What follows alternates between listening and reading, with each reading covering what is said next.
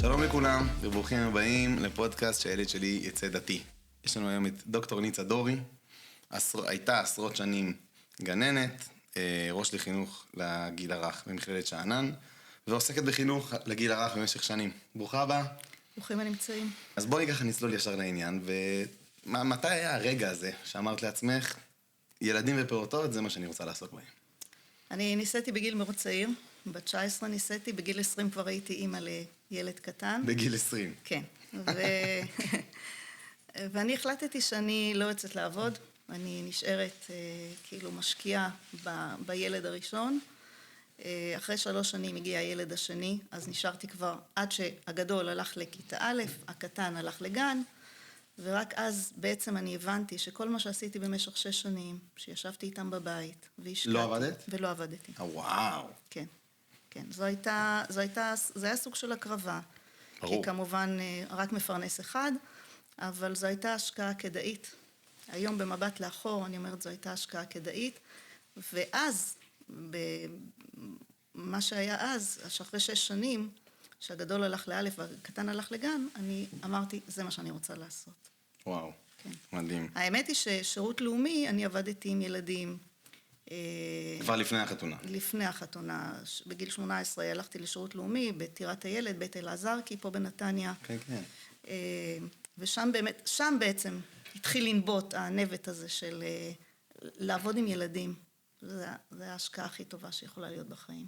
מדהים. אני יכול להגיד גם כאבא לילדים קטנים, וגם מי שמתעסק הרבה עם הורים, אחד הדברים שעולים, יש לנו ממש מקרה של מישהי, של דנה, שהיא באה ואומרת, איך בכלל אפשר לדבר על חינוך לגיל הרך? בכלל בגיל הרך אנחנו רק שורדים בין הכביסות, והילדים שעושים בלגן, ובכלל לא מצליחים לחשוב על איזה שהם ערכים, ופשוט שולחים אותם לגן. אז איך אפשר בכלל לחנך בגיל הזה? אני הייתי עונה לאותה דנה שחינוך זה לא שאת עכשיו מקצה לך את הזמן שעכשיו אני מחנכת, אלא את עושה את זה בכל רגע ורגע נתון, בדוגמה האישית שאת נותנת, בשיח שלך עם הילדים, בערכים שאת מטמיעה בבית, מה שהילדים רואים, מה שאת עושה, מה שהילדים רואים, זה בעצם את מצמיחה אותם, את מנביטה אותם, דרך ההתנהגות שלך, דרך שאת פונה לבעלך, בדרך שאתם מנהלים שיח ביניכם, בדרך שאת מתייחסת לכל מיני דברים. זאת אומרת, זה על הדרך, זה לא עכשיו אני יושבת ועכשיו היום לא עשיתי מספיק חינוך. לא שיעור בכיתה. זה לא שיעור בכיתה, זה משהו שאת עושה אותו תוך כדי הכנת ארוחת הערב, ותוך כדי המקלחות של הילדים, ותוך כדי השכבה לישון, ותוך כדי זה שאת ממהרת בבוקר והם רואים שאת לחוצה, ולמרות שאת לחוצה, את עדיין עונה להם בסבלנות. זה החינוך, זה השיעור הכי טוב, זאת אומרת, זה חלק, את יודעת מה? הייתי אומרת לאותה אמא, את אומרת לי כביסות וכלים וכולי, שתפי את הילדים, תהי יחד איתם. בקושי, בכביסות ובכלים. שתפי אותם בכביסות ובכלים, תכניסי אותם ותראי להם שגם בתוך הקושי את שומרת על האנושיות שלך, על הערכים שלך, על השיח איתם. זה הכל, לא צריך להקדיש זמן. אני תמיד הייתי אומרת לאמהות שהיו באות לגן שאני הייתי גננת, והיו אומרות לי, אין לי זמן להקדיש לילדים. הייתי אומרת להם, את עכשיו לוקחת את הילד ברכב, מכניסה אותו לרכב, נוסעת הביתה. תוך כדי, נסיעה. 2.5 דקות היה. 2.5 דקות, הפכים, חרוזי מילים, מילים נרדפות, בתים של בעלי חיים, משפחות של בעלי חיים, שבי, צחקי איתו. אז דרך הדוגמה האישית והיום יום הזה, זה הכי מחנך לילד בגיל הזה. ממש, הדרך הכי טובה לחנך ילדים, זה לא עכשיו אני מחנך, אלא בכל תנועה ותנועה שאתה עושה, בכל מילה ומילה שאתה אומר, תחשוב רגע, יש פה ילדים קטנים שצופים בי, אני העוגן שלהם, אני המגדלור שלהם, הם צופים בי, הם לומדים, וזה החינוך הכי טוב בעצם. נראה לי באמת האתגר של הורה מעבר לבית ובאמת לקשיים, זה הרגע הזה, אני ממש היום בבוקר לקחתי את הילד שלי לגן, וממש לפני שהכנסתי אותו, אמרתי לעצמי, איך אני יודע מה קורה שם? איך אני יודע מה קורה בתוך הגן הזה, ומה אני יכול לעשות? השאלה שלך מאוד חשובה, בעיקר לאור התקופה האחרונה שאנחנו עדים לכל מיני מקרים לא נעימים שקורים בגנים, מאחורי הדלתות הסגורות, וההורים באמת נמצאים בחרדה ובחשש, ואפילו קצת בחשדנות מה קורה ברגע שאני משאיר את הילד שלי בגן והולך. הדרך הכי טובה זה לשבת ולצפות. להיות כאילו נוכח ולא נוכח. לשבת, לצפות, לראות... לצפות בגן? לצפות בגן, כן. לבקש מהגננת, בייחוד כשבאים לרשום ילד לגן בתחילת שנה. אחר כך כבר היחסים, יש כבר יחסי אמון בין גננת להורים. אבל הדרך הכי טובה, כשרושמים ילד לגן חדש, לשבת, להגיד לה, אני יושב פה. כאילו אני לא נמצא. ולראות את האקלים, לראות את המבט של הילדים. האם הילדים שם פועלים מתוך שמחה? האם הם פוחדים או חוששים לגשת למטפלת או לגננת? האם הילדים נראים סגורים או פתוחים ועליזים? זה המדד. זה המדד. מה שקורה היום בחינוך, בכלל במערכת החינוך בארץ, זה שחסרים לנו אנשי חינוך טובים. אני חושבת שצריך קודם כל להפוך את הפירמידה. אני חושבת שגננות ומורות, הן צריכות לקבל את המשכורות הגבוהות ביותר. לעשות כמו שעשו בפינלנד או בסין, ששם המורים והגננות הם אלה שהם בראש הפירמידה, הם מקבלים יותר מרופאים, יותר מעורכי דין. עכשיו, ברגע שתהיה נהירה למכללות לחינוך, אז המכללות לחינוך יכולות בעצם לסנן ולקבל את הטובים ביותר. מה שקורה היום במכללות לחינוך, שמקבלים כל מי שבא. כן. מקבלים כל מי שבא, כי באמת השטח דורש, ואין. אין. אנשים, גם סטודנטיות שלנו שמסיימות ללמוד לימודים של הגיל הרך במכללה, ויוצאות לשטח להיות גננות או מורות, אחרי שנה, שנתיים, הרבה מהן פורשות. קשה להם מאוד להתמודד, גם עם השחיקה, גם עם ההורים, שהם היום מאוד ביקורתיים, ובצדק, כי זה הביצה והתרנגולת. ההורים יותר חשדניים, מה קורה במערכת החינוך. אז מי רוצה לבוא להורים שלא סומכים? בדיוק, אז ההורים לא סומכים, אז ההורים מתחילים לבוא בטענות ובביקורת ובכל מיני חשדנויות, וזה מאוד מאוד שוחק את הגננות והמורות, ואחרי שנה, שנתיים הן פורשות. אז מה שקורה, מי שנשאר במערכת, לצערי, זה לא המיטב. אני מדברת בלשון הכללה כמובן, יש כמובן הרבה מורות וגננות שהן מקסימות וטובות ואיכותיות. אבל בהכללה אנחנו קוראים ולומדים ושומעים ומאזינים למה שקורה היום במערכת החינוך. מטפלת שבאה לצהרון והיא לא עברה הכשרה. כן. ולקחו סתם איזה מישהי שזה עקרת בית שמשעמם לה ורוצה לעשות כמה שקלים מהצד. אז היא תשים טרנסים או מוזיקה מזרחית או אני לא יודעת מה היא תשים. כן. אז הורים פשוט צריכים להיות עם היד על הדופק וזה לגבי הורים. אבל לגבי מערכת החינוך, כן. שמה זה צריך להתחיל. גם בהקשר של הגן, אחד הדברים שקורה זה שגם בצהרונים, הדרך הכי פשוטה לקנות קצת שקט מהילדים, זה לתת להם זמן מסך. והאמת שגם אצלנו בבית, כל אחד בבית שלו, במינונים שלו כמה שאפשר, בסוף אני נמצא בעבודה עד 4, כל אחד נמצא בעבודה שלו, ומגיע הביתה, ולעיתים אין כוח, ואז אנחנו, פתאום יש את הקסם הזה, גם להורים זה קסם. שמביאים זמן מסך, ובטח שגם להורים עצמם שנמצאים במסכים, הילדים זה הופך להיות להם משהו שהוא מאוד מאוד טבעי וקל. אז באמת איך התמודדים עם זה, עם השאלה של המסכים? אני תמיד אומרת שמשהו שאתה לא יכול להכניע אותו, תצטרף אליו, אתה לא יכול לנצח את זה. כן. המסכים כבר השתלטו על החיים שלנו, גם של ההורים, גם של הילדים. אנחנו גם בקטע הזה, דוגמה אישית, דיברנו על דוגמה אישית, אז כשהורים כל הזמן נמצאים עם הראש בתוך המסך, זה מה שהילדים לומדים, זה מה שהילדים רואים, וזה מה שהם עושים. ובאמת שהמסך הוא הרבה יותר אטרקטיבי מספר. כן. הוא יותר אטרקטיבי מספר. גם לנו, גם למבוגרים. גם למבוגרים. אז אנחנו לא יכולים לצפות מהילדים שלא יהיו במסכים, אבל כן אפשר להעמיד גבולות, כן אפשר להגביל, כן אפשר לעשות איזה לוח, וזה אני מאוד מאוד ממליצה, לעשות לוח מגנטי למקרר, מה סדר היום שלנו.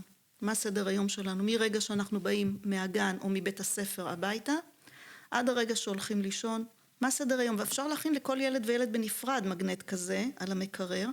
עכשיו ילד עוקב. מה זה מקנה באמת לילד? מה זה מקנה? שהוא יודע שיש שעה של מסך, ויש שעה של מקלחת, ויש שעה של ארוחת ערב. אמרה לי איזה אמא היום, הבת שלי רק ב10 בלילה נזכרה שעוד לא אכלה ארוחת ערב, וביקשה ממני להכין לארוחת ערב ב10. אין כזה דבר נזכרה, או שאת נזכרת. אין כזה דבר. יש לוח, יש מגנט, יש שעת השכבה לישון. ברגע ואיפה הייתה ילדה עד 10 בלילה? היא הייתה ילדה בת 10. הייתה במסכים. עד 10 בלילה הייתה במסך. הייתה במסך, והאמא לא שמה לב, טיפלה בילדים האחרים, ופתאום היא נזכרה הילדה שעוד לא אכלה, והיא אומרת לה, אמא, אני רעבה, וב10 בלילה היא אומרת, עמדתי להכין לארוחת ערב. אז ברגע שיש את הלוח הזה של הסדר יום, וילד יודע שהוא עוקב אחרי הסדר יום, עכשיו, במקביל ללוח של הסדר יום, יש טבלת חובות וזכויות. עוד טבלה שנמצאת עוד טבלה לכל ילד בנפרד. טבלת סדר יום, טבלת חובות וזכויות. עכשיו, מה יש בטבלת החובות? חובתך לסדר חדר, חובתך להכין שיעורי בית, חובתך להכין מערכת. להכין מערכת, כל החובות. ומנגד יש את הזכויות. זכותך להזמין חבר, זכותך ללכת לחבר, זכותך לקבל דמי כיס. עכשיו, ברגע שאתה לא מקיים אחת מהחובות שלך, אז זכות אחת יורדת מנגד.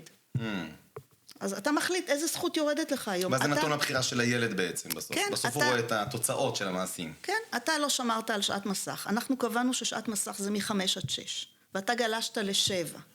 אז עכשיו תחליט איזה זכות מנגד, איזה זכות נופלת לך. אתה שבוע מקבל פחות דמי כיס, הבטחתי לך שיקח אותך לקניון מחר, אז אנחנו לא הולכים לקניון מחר לקנות גלידה. אתה בוחר את הסנקציה שלך, אני לא קוראת לזה עונש, אני קוראת לזה סיבה ותוצאה. אתה לא עשית א', אז לא תקבל ב'. ופה אנחנו נמנעים מהמון המון מאבקי כוח עם הילדים. ברגע שזה מסודר להם מול העיניים, אז נמנעים, הם מבינים ונמנעים כל מאבקי הכוח, אבל בתנאי אחד, שההורים הם עקביים, ולא מעגלים פינות, ולא אומרים, טוב, אז הוא לא עשה בדיוק את החובה שלו, יאללה, נעגל פינה, לא נעיר לו על זה, לא נוריד לו זכות מהנגד. ברגע שההורה עקבי, אין כזה דבר שתוך שבוע, שבועיים כל הבית מתיישר. אז בעצם אנחנו עכשיו לקראת עונת הרישום, וזאת שאלה גדולה בעצם, איך אני יכול לבחור גן, זה מפחיד, לאיפה אני אשלח את הילד שלי, בטח עם הורים צעירים, זה ילד ראשון, אנחנו לא יודעים מה לעשות, מה יקרה בגן הזה. אז מה את ממליצה לעשות, איך אפשר לבחור את הגן שאליו הולכים? אז קודם כל המלצות של הורים אחרים שכבר היו בגן הזה, ויכולים להמליץ, ודבר שני, כפי שאמרתי מקודם, באמת לשבת ולצפות, לראות את הדינמיקה בין ההורים לילדים, בין הילדים לגננת, בין הילדים לסייעת, לראות את הדינמיקה בין הסייעת לגננת. לפעמים יש מתיחות בין הגננת לסייעת. כל זה אפשר לראות רק כשאתה יושב בצד וצופה, והגננת שוכחת שאתה שם. זאת אומרת, אולי בהתחלה, בדקות הראשונות, היא תהיה קצת שחקנית במרכאות, והיא קצת תנסה לעשות רושם טוב, אבל לאט לאט הילדים יסיטו אותה לכיוון היום בגן, היא תשכח שאתה יושב שם, ופה אתה יכול לראות באמת את ההתנהלות האמיתית, האם הילדים מפוחדים, האם הילדים סגורים, האם הילדים שמחים, אז זה האינדיקציה הכי טובה, לראות את האקלים של הגן. ובאמת, אבל לפעמים אני זוכר את עצמי מגיע לגן של הילד הראשון שלי, אני מגיע ואני רואה שהגננת היא בכלל חרדית. עכשיו, אין לי בעיה עם המגזר החרדי, אבל אני מגיע לגן שהוא גן חמד, אני רוצה לחנך לערכים של הציונות הדתית, ואני לא כל כך יודע מה הם יגידו, לפעמים יכולות לדבר על להאדיר רבנים מסוימים, או לדבר על איזשהם ערכים שהם לא הערכים שלי, איך אני יכול באמת להתמודד עם זה, והרבה מאוד גננות בחמד היום הן חרדיות. נכון, אז קודם כל גננת שהיא חרדית והיא באה לעבוד בחמד, היא יודעת שהיא צריכה קצת להתאים את עצמה לחמד. היא לא יכולה לדבר בשפה של החרדיות. כן. אם באמת יש לה אינטליגנציה רגשית לעשות את זה, והיא גם מחויבת לעשות את זה. היא לא יכולה, זה כמו שגננת חילונית תיכנס לגן של חמד. כן. היא חייבת לעשות איתם תפילת בוקר וברכת המזון וכל הערכים וכל המצוות. גם אם אצלה בבית לא. גם אם אצלה בבית לא. אז אותו דבר, גננת חרדית, היא צריכה להתאים את עצמה. עכשיו, והיא הכניסה איזה שהם תכנים שלא מתאימים לרוח הבית של החמד, אני חושבת שפה תפקיד ההורים באמת או להעיר לה בעדינות, או גם, ובמקביל גם עם הילד, להגיד לו, אוקיי, בבית שלנו עושים ככה. כי הילד הזה יצא גם לעולם, והוא יראה גם בתים חילוניים, והוא יראה בתים אחרים. אז למה הוא נוסע בשבת ואנחנו לא? הרי כל הזמן, אנחנו חיים בעולם פתוח. ברור. אז כמו שהוא יוצא בשבת והוא רואה שיש מכונית שנוסעת בשבת ואנחנו לא נוסעים. אז הגננת החרדית אמרה משהו שלא מתאים לנו, אז להסביר לילד.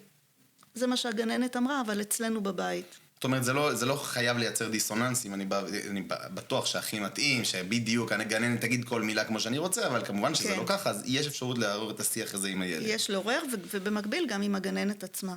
כן. להיות אקטיבי עם הגננת. להיות, כן. אני כן רוצה לדבר דווקא על נקודת המבט של הגננות בהקשר הזה. לפעמים, בטח בחינוך הדתי, יש המון לחץ, והמון מה יהיה עם הילד, ילדים מתחלפים, סייעות מתחלפות. אז איך אפשר כאילו דווקא להגיד לגננות רגע, נדבר שנייה לצד של הגננת, איך היא יכולה באמת להתמודד עם הורים שונים שרוצים דברים שונים, זה רוצה תפילה יותר ארוכה, וזה רוצה שהכניסו עוד רב גן ועוד יום לרב, ואיך גננת יכולה להתמודד עם הדבר הזה? גננת לא יכולה לענות על הדרישות של כל ההורים. יש חוקים לגני החמד, מתי מספרים סיפורי תורה, מתי מלמדים הלכות. זה ממש חוקים של גני החמד? פחות או יותר, כן, פחות או יותר, כל הגננות, הרי יש מפקחות. המפקחות מעבירות איזה תכנים צריכים ללמד, וגננות גם פחות או יותר יודעות. יש כאלה שלוקחות את זה קצת לכיוון אחר, לא כולם זה, לא שטנצים. כן, כן, ברור. אבל בעיקרון גננות יודעות שהן לא יכולות לענות לכל הדרישות של ההורים, יש איזשהו קו מנחה.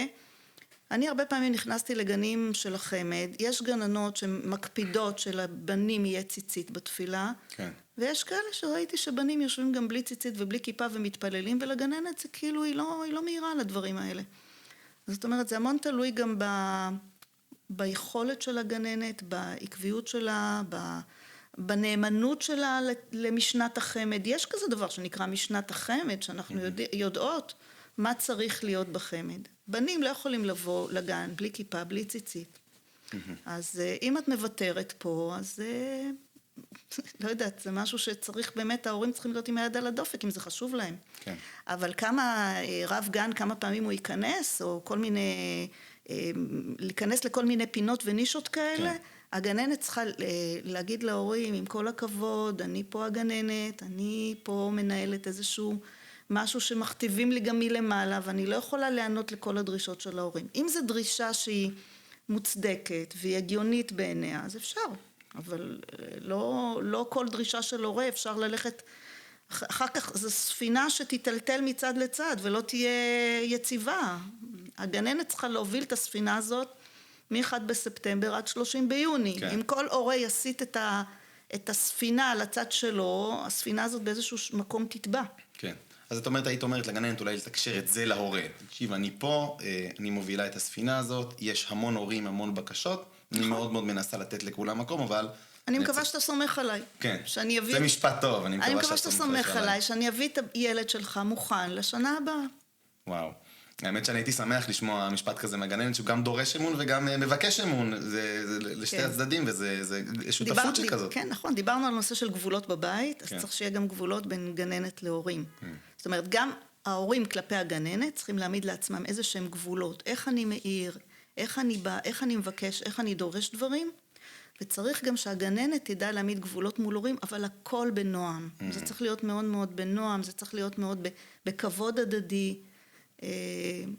ברגע שאתה שומר על כבוד הדדי, על נועם דיבור, כן. אז אפשר להשיג עם ההורים המון דברים, וגם הורים יכולים להשיג מהגננת המון דברים, ברגע שהם פונים בנועם, ולא, למה, ברגע שמתחילים עם למה, למה, תמיד שאין אף פעם לא. למה הוא לא אכל את הסנדוויץ', למה לא שמת לב, את לא רואה שהוא רטוב, למה לא החלפתם לו, ברגע שזה הלמה, אז כבר פה יש איזה דקירה, יש פה איזה פגיעה ביחסים בין גננת להורים, צריכים לדעת גם איך לפנות לגננת, וגננת צריכה גם לדעת איך להעמיד להורים גבולות, גם בנועם. זאת אומרת שבאופן כללי מה שהיה יכול לעזור בכלל לילד, זה שהגננת וההורים ידברו אחד עם השני בנועם, זה בכלל עזרה גדולה לילד. אני תמיד הייתי אומרת להורים, אני לא פה נגדכם, אני פה איתכם ביחד. ומתי זה היה קורה בדרך כלל? האם להשאיר את הילד עוד שנה בגן, או לא להשאיר עוד שנה בגן? אוי, שאלת השאלות לפעמים. או, האם להפנות אותו לאבחון, זה משהו מאוד רגיש אצל הורים. מאוד רגיש. להפנות אותו לאבחון, אני רואה קצת איזה קושי במוטוריקה עדינה. זה מאוד מאוד רגיש, איך גננת פונה להורים, איך היא מציגה את הדברים, ואיך ההורים מקבלים את זה. אז שם יכולות להיות שם איזשהם התנגשויות בין גננת להורים. עכשיו, כשילד, תראה, אני אספר לך פה סיפור, שכשהייתי גננת, עשינו יום אחד, יום המילים הטובות בגן. ואמרנו לילדים... מה זה אומר? זהו, אמרנו לילדים, היום אנחנו רק מדברים במילים טובות. אתם גם אני עם הסייעת שלי, אני אומרת לה רק מילים טובות, היא אומרת לי מילים טובות, ועשינו את זה כאילו קצת בהגזמה קצת, כדי להסביר להם מה זה. צריך יום כזה במדינת ישראל. כן, וגם אתם היום רק מילים טובות אחד על השני. אני לא רוצה לשמוע היום, הוא חטף לי, הוא הרביץ לי, הוא זה. היום אנחנו רק במילים טובות. ובאמת, הילדים השתדלו, הבינו את הקונספט, ובאמת השתמשנו המון במילים טובות, אתה חבר טוב, אתה חמוד, אתה וכולי. בצהריים ההורים באים לקחת את הילדים מהגן. פתאום. הורה אחד חוסם ברכב שלו את ההורה השני, והוא התעצבן, והוא יוצא, ומול כל הילדים, והוא מקלל במילים של שבת את ההורה שחסם אותו, ובסדר, לקחו את הילדים והלכו, ואני אומרת לסייעת שלי, תראי, כל העבודה שלנו היום ירדה לטמיון. ירדה לטמיון. אז צריך מאוד מאוד לשים לב, לפעמים אתה מאוד רוצה לחנך, ואתה מאוד רוצה להיות בסדר, ולפעמים הורה מקלקל, וזה יכול להיות גם ההפך, שגננת פתאום, אני מקווה שאין גננות כאלה, כן, שפתאום ההורים כל כך בבית משתדלים לדבר בשפה נקייה וכולי, וגננת זורקת מילה אחת. וגננת זורקת איזה מילה, ואז הילד בא הביתה עם המילה הזאת, וההורה שואל אותו, מה זה המילה הזאת? למשל, מה שלי מאוד מפריע, זה לא מילים לא טובות, אבל זה מילים שבאמת גננת צריכה לשים לב אליהם. כאילו, וסבבה, סבבה, סבבה. את גננת, את לא איזה סטודנטית עכשיו במכללה, או לא איזה נערה צעירה, את כבר גננת. את לא יכולה לדבר עם ילדים בשפת הסלנג, בשפת הסלנג, סבבה, ובכאילו... אם זה הרבה... וכזה, כזה, כזה. את לא יכולה. להשאיר את השפה, לדבר ילדים. כן, את חייבת. אולי את מדברת ככה בבית עם בעלך, אבל כשאת באה לחנך, תחשבי טוב על כל מילה שאת מוציאה מהפה. באמת אתגר גדול איך לחנך את הדבר הזה, איך ליישם את זה. ואחת השאלות שביקשו שאני אשאל אותך, זה שאלה שקרתה לאמא בירושלים, שהבת מגיעה הביתה ואומרת בבוקר לאמא, אמא, אני אתמול בגן הסתכלתי על עצמי במראה, והחלטתי שאני לא באה יותר עם חצאית לגן, חצאית זה לא יפה, לא רוצה יותר חצאית, רוצה ללכת רק עם מכנסיים, והאמא, היא רוצה שהבת תלבש חצאית והיא תהיה כחלק מהערכים שלה, ופתאום ילדה בת 6, היא חשבה שזה יקרה רק שתהיה בת 16, פתאום ילדה בת 6, ממש לקראת סוף הגן, החליטה לעשות את הצד הזה. אז איך הורה יכול להתמודד עם כזה דבר? איך את תרגישי שמחר תלכי לגן, וכל החברות שלך יבואו עם חצאית, ורק את תהיי שונה עם מכנסיים? הרי אני מתארת לעצמי שאתה מדבר על גן דתי. כן, גן חמד. גן חמד. חברות שלך באות לגן, אלא אם כן, החברות שלה באמת גם באות עם מכנסיים, כי יש גני חמד שלא חייבים. שבחורף, בייחוד בחורף, הורים כן שולחים, ילדה בת 4-5, כן שולחים אותה עם מכנסיים. כן. אז אם שאר החברות הולכות עם מכנסיים, האמא לא יכולה להתמודד מול כזה דבר, כי הילדה מבחינתה צודקת. אז לא הייתי מתעקשת. לא הייתי מתעקשת, לא. עוד יגיעו הימים שאפשר יהיה להסביר לה על נושא של החינוך שלנו בבית ועל צניעות ועל כל הדברים האלה. אם היא רואה שכל החברות שלה, כי תראה, הילדה הזאת שהיא תלך לבית הספר, לא ירשו כבר לבוא עם מכנסיים. כן, זה חלק מקוד בית ספר. זה קוד בית ספר. אבל כל עוד בגן, והיא בגן חמד, וחברות שלה באות עם מכנסיים, לא הייתי מתעקשת על כזה דבר. כי ברגע שאתה מתעקש עם ילד על נושאים דתיים, ופה אני אומרת לא רק לאמא הזאת שהילדה שלה בת 4 או 5, אני אומרת גם להורים לילדים גדולים יותר.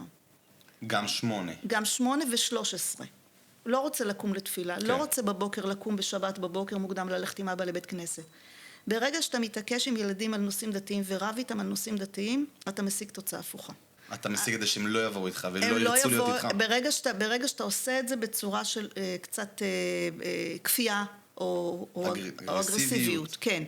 אין כזה דבר. מה פתאום? אתה קם עם אבא לתפילה בבוקר. אבל אם אתה לוקח את הילד הזה, אחרי שאבא חזר מהתפילה, אחרי הקידוש, עשיתם קידוש, הכל בנחת. ואתה אומר לו, כמה חשוב לי שתבוא איתי לתפילה. אני הרגשתי היום כל כך לבד בבית כנסת. כל האבות היו עם הילדים שלהם, ואני הייתי שם לבד, ורציתי בברכת כהנים לברך אותך, ואתה לא היית, ואני כל כך אוהב אותך, ואני כל כך קשור אליך, וחשוב לי שתבוא... תשמע, זה אחרת מאשר... אתה אומר לו, אין כזה דבר, מה זאת אומרת? שבת בבוקר אתה קם, אתה הולך עם אבא. אז כל הנושא הדתי מאוד מאוד מאוד לא בכפייה, כי כפייה משיגה תוצאה הפוכה. גם בגיל 6 וגם בגיל 13 וגם בגיל 18. ובאמת, אני אומר, זה אתגר גדול לראות את הילד שלך לשחרר. האתגר הוא בעצם לשחרר ולתת לילד שלך לטעות. לתת לו לטעות, ויכול להיות גם שהטעות תהיה טעות שאי אפשר לתקן אותה. זאת אומרת, יכול להיות שהילד הזה יהפוך להיות דתל"ש. השאלה איך האם אתה תקבל את זה כאסון עולם, או האם אתה תגיד, אני נתתי לו את כל מה שאני יכול לתת לו מבחינה דתית. גם דוגמה אישית, וגם ערכים בבית, וגם רשמתי אותו למסגרות דתיות, מהגן עד התיכון. ובכל זאת הילד החליט להוריד את הכיפה ולא לשמור שבת, אבל זה הילד שלי. זה הילד שלי ואני אוהב אותו, ואני תמיד אוהב אותו. זאת אומרת, הורים צריכים להכין את עצמם לרגע שבו יכול להיות, ויש הרבה הורים היום במצב הזה, שהילד יחליט ללכת בדרך אחרת, והשאלה איך אתה תגיב. אתה צריך להכין את עצמך מגיל קטן, שיכול להיות שהילדים החמודים האלה, שהיום עם הכיפה והציצית, באיזשהו שלב יורידו אותם.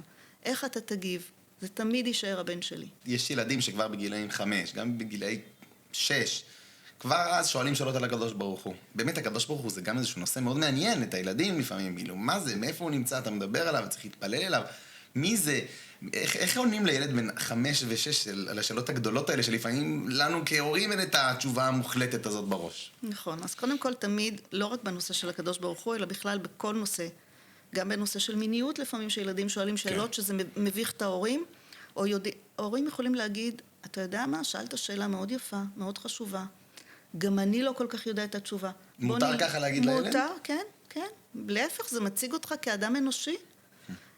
אנחנו נלמד את הנושא ביחד, נלמד ביחד.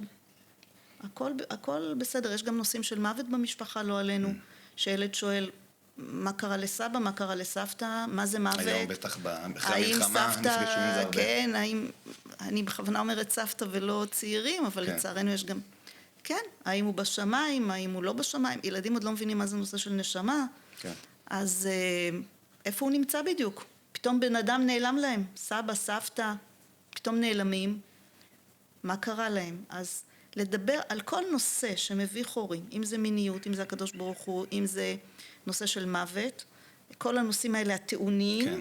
לדבר מאוד מאוד בפתיחות ולהגיד, אתה יודע מה? שאלת שאלה מאוד טובה, מאוד חשובה, גם אני לא ממש מבין.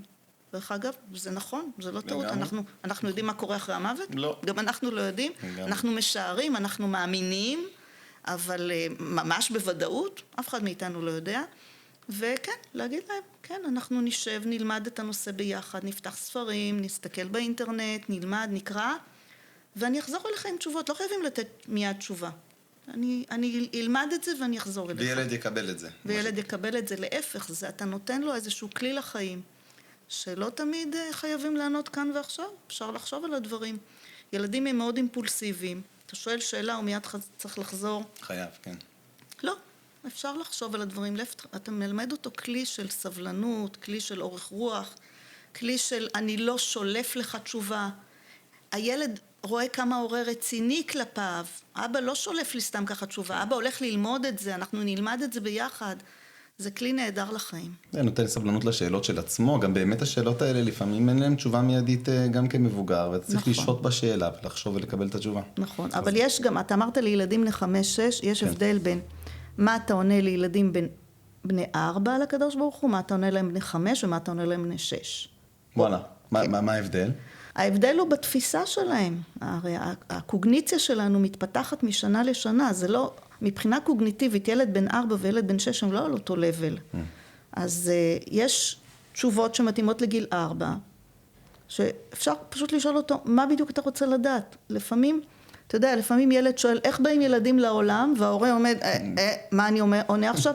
בסך הכל הילד רוצה בתשובה, בפן הכי בסיסי. אמא בהיריון, יולדת תינוק, וכך באים ילדים לעולם. הוא לא שואל אותך בדיוק מה זה הריון מה זה ואיך וכולי. ילד בן 4 סך הכל שואל אותך, איך התינוק הזה נולד? אמא הייתה, אז לילד בן 4 הייתי עונה, אמא הייתה בהיריון, גידלה את התינוק בבטן, ועכשיו התינוק נולד. שימו לב למה שהילדים שואלים אתכם, הם לא תמיד שואלים אתכם בדיוק לפרטי פרטים, אז לפעמים ההורה לא צריך להיות. לא, זה יכול להיות של השאלה, מה זה הקדוש ברוך הוא? התשובה תהיה, זה מי שברא את העולם, וזה בסדר גמור. וזה מבחינתו בסדר גמור, ואחר כך, בגיל 5-6, אפשר קצת יותר להרחיב. ממש לקראת סיום. איזה ערך היית אומרת שזה הדבר הכי חשוב שהיית משקיעה מרץ בזמן, ואנחנו יודעים שזמן להורים צעירים זה מצרך יקר מאוד, שאיזה ערך היה טוב לחנך, להעצים בגילי 3-5 כזה, 3-6 בבית? קודם כל, הערך הכי חשוב לדעתי זה ערך השייכות. שילד ירגיש שהוא שייך למשפחה. שהוא לא אאוטסיידר, שגם אם הוא מתנהג לפעמים לא יפה, או גם לפעמים מתפרץ, או גם לפעמים חורג מהגבולות שלו, ממשיכים לאהוב אותו. אתה שייך, אנחנו אוהבים אותך, אנחנו מחבקים אותך, אתה הבן שלנו. זה בחינה של דרך ארץ קדמה לתורה כזה, הרבה אהבה לפני הערכים הגדולים. הרבה אהבה והרבה חיבוקים. אני רוצה להגיד לך שהרבה ילדים בגן, כשאני הייתי גננת, הרבה ילדים הצלתי במרכאות, מללכת לטיפול רגשי, CBT, פסיכולוגים, אבחונים, בזה שדווקא את הילדים הבעייתיים, so called, ילדים שלא התנהגו יפה, היו מקבלים ממני המון מגע. המון מגע, המון חיבוקים, המון לטיפות, המון יד על הכתף, המון תשומת לב. וילדים כאלה לאט לאט היו אומרים, רגע, אני ניסיתי את הגננת, אני מותח את הגבולות כמה שיותר לראות עד כמה היא תהיה סבלנית כלפיי. והיא ממשיכה. אז הילד לאט לאט אומר, רגע, אני לא צריך להילחם על המקום שלי. אני לא צריך להילחם על המקום שלי, זה בסדר. אז אני אומרת את זה גם להורים בבית. זה לא רק גננת מול ילד, גם להורים בבית. ילד מנסה אתכם, ילד בודק גבולות. תעמידו גבולות, אבל יחד עם הגבולות, לא לשכוח את החום, את האהבה, את העידוד, את המילים הטובות, את המגע. זה כל כך חשוב, ודווקא לילדים הקשים שלנו, במרכאות הקשים. כן. התחושת ביחד היא בעצם זאת התחושה של השייכות, שאני עדיין חלק מהמשפחה, לא מנדים אותי, לא סוגרים אותי בחדר, לא אומרים לי לך לחדר, שזה אחד הסנקציות שאני מאוד לא אוהבת, לך לחדר. כי שם בדיוק הוא מאבד את תחושת השייכות. נכון. אתה נשאר פה איתנו, אבל 3 נקודות, מעמידים לך גבולות, מדברים איתך. באמת גם ילד שצועק וצורח בסלון, אז להשאיר אותו? אז ילד שמשתולל, ילד שמשתולל, כן הייתי לוקחת אותו לחדר נפרד, אבל יושבת איתו שם. שלא יהיה לבד. והייתי אומרת לו, אנחנו נשארים פה עכשיו עד שאתה נרגע. בוא ננשום, בוא ננשוף. בוא נרגע, בוא נשטוף פנים. בוא תסביר לי מה קרה שם. למה אתה כל כך נסער? זאת אומרת, לשבת איתו בחדר הנפרד, כדי שהוא לא ירביץ לאחים שלו, אני לא יודעת, ילד לא, נפגע באחרים שנמצאים שם. מעיף חפצים, מתחיל לזרוק משחקים, זורק על האחים שלו, לא יודעת, ילד שפתאום איבד את זה ומשתולל. אז כן הייתי מרחיקה אותו מהזירה, אבל הייתי נשארת איתו ואומרת לו, אני מחבקת אותך עד שתרגע. וואו, זה באמת ריקוד ומתח והרבה דברים לחנך, גם המקום של כן לתת שייכות, אבל לתת גבולות וגם לחנך לערכים, אבל גם לאפשר ולהכיל. נכון, אבל זה עניין של להתאמן על זה. ברגע שאתה מתאמן על זה, זה כבר הולך לך בקלות. בהתחלה זה נראה לך כאילו, איך אני יכול גם וגם וגם וגם. נשמע בלתי אפשרי. אבל זה באמת, זה ככה, כי האינסטינקט שלנו, כשילד משתולל, זה דבר ראשון לצעוק. כן. תפסיק, מה אתה עושה? אבל האינסטינקט הזה לא מוביל אותנו למקומות טובים, זה לא דוגמה אישית לילד, כאילו. אני תמיד גם אומרת להורים, אם אתה מרגיש שאתה כבר על הקצה, שאתה על הסף, שאתה עומד להתפרץ, שאתה עומד לצעוק, כנס לחדר אחר, קח כמה נשימות, תצא החוצה ותטפל בסיפור. לא לטפל כשאתה עצבני. זאת אומרת, אתה צריך להרגיע את עצמך. טוב, אז הגענו לפינה האחרונה שלנו, פינת הטיפים. פינת הטיפים שלנו זה סכו"ם. טיפ 1 זה יהיה סכין, משהו חותך, ברור שיעזור להורים. 2 זה מזלג, איזה כלי שיעזור להורים לבחור יותר טוב. ו3 כף, מה שתחליטי, הטיפ מהלב שלך. אוקיי, אז הדבר הכי חשוב להורים, קודם כל, לדעתי, זה, אני מצטערת שאני חוזרת על דברים שכבר אמרתי, אבל המון עידוד. המון עידוד על כל דבר קטן שילד עושה, ושהעידוד יהיה עידוד ספציפי למעשה שהוא עשה. זאת אומרת, אם ילד בא עם איזשהו ציור יפה שהוא צייר, אז אי אפשר כל הזמן להגיד יפה. צריך להתייחס ספציפי, אני בכוונה לקחת דוגמה של ציור, אבל זה יכול להיות כל דבר אחר שהילד עשה, להתייחס ספציפית למעשה שילד עשה. זאת אומרת, גם כשאתה נותן עידוד, העידוד צריך להיות מאוד קונקרטי. אני מאוד אהבתי את התכלת שהוספת פה, לציור.